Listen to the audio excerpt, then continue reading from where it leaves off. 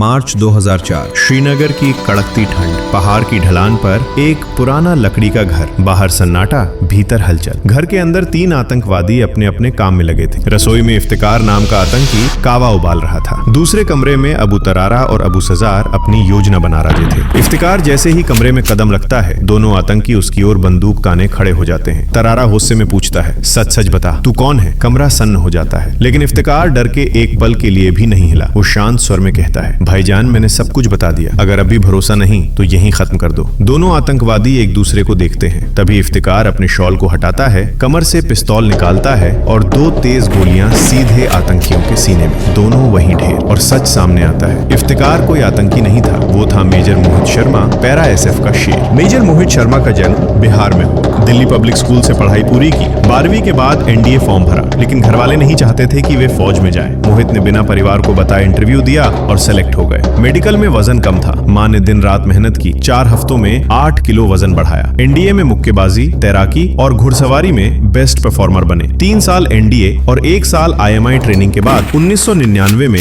Madras regiment की 5वीं battalion में लेफ्टिनेंट बनकर तैनात। पहले 2 साल शांतिपूर्ण बीते, लेकिन दिसंबर 2001 में संसद पर हमला हुआ। देश ने ऑपरेशन पराक्रम शुरू किया। मेजर मोहित की यूनिट कश्मीर में थी। तभी उनकी बहादुरी देखकर सेना प्रमुख ने COAS कमेंडेशन अवार्ड से सम्मानित किया। ये वही पल था जब मोहित के अंदर आग जली। उन्हें पैरा SF में शामिल होने का सपना आया। पहली कोशिश में असफल हुए, लेकिन रुके नहीं। 2003 में उनका सपना सच हुआ। मेजर मोहित शर्मा बन गए पैरा SF के शेर। उनकी पहली पोस्टिंग पंजाब हरियाणा बॉर्डर पर हुई। वहाँ उनकी मुलाकात कैप्टन रेशमा सरन से हुई। दोस्ती प्यार में बदल गई और शादी हो गई। लेकिन 2004 में उन्हें तुरंत कश्मीर भेजा गया। वो जानते थे ये ड्यूटी उनके देश की सेवा है। उन्होंने बस इतना कहा, ड्यूटी बुला रही है, लौट कर आऊंगा। कश्मीर घाटी में हिजबुल मुजाहिदीन का आतंक चरम पर था। अबू तरारा और अबू सजार जैसे आतंकियों के हाथों घाटी की बड़ी योजनाएं थी। सीधा हमला करना खतरनाक था, इसलिए चुना गया मेजर मोहित शर्मा। नाम बदला इफ्तिकार भट्ट। पूरी पहचान बदल दी,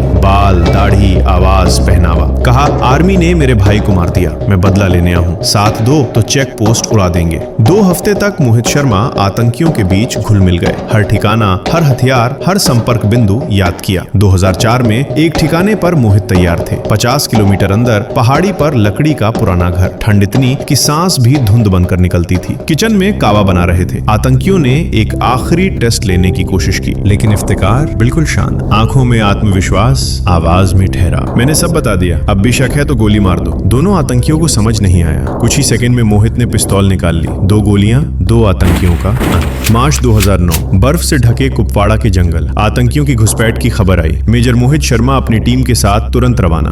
घना जंगल, 50 से 60 मीटर की दूरी पर दुश्मन। गोलियों की बारिश, एक जवान शहीद, कई घायल। मेजर मोहित आगे बढ़े। खुद पर गोली लगी, बाईं बाह में, फिर पीठ में। खून बह रहा था, लेकिन बंदूक नहीं रुकी। ग्रेनेड लॉन्चर उठाया, 6 ग्रेनेड दागे। 4 आतंकी वहीं थे। मेजर मोहित शर्मा को अस्पताल ले जाया गया, लेकिन अगले दिन 31 साल की उम्र में भारत का ये शेर शहीद हो गया। ऑपरेशन में 12 आतंकियों को समाप्त किया गया। 7 बहादुर जवान शहीद हुए। उनकी वीरता के लिए दिया गया अशोक चक्र, भारत का सर्वोच्च सम्मान। मेजर मोहित शर्मा आज भी हर भारतीय के दिल में जिंदा है। उनकी पत्नी रेशमा शर्मा ने दोबारा शादी नहीं की, क्योंकि ऐसा कोई दूसरा हो ही नहीं सकता। ये वीर अपने घर, अपने प्यार और अपने सपनों को छोड़कर हमारे लिए लड़े। उनकी कहानी हमेशा याद रखनी चाहिए। अगर आज हम शांति में सांस ले रहे हैं तो याद रखिए, कहीं ना कहीं कोई मोहित शर्मा हमारे लिए खड़ा थे। जय हिंद। वीडियो को लाइक, चैनल को सब्सक्राइब करना ना भूलें।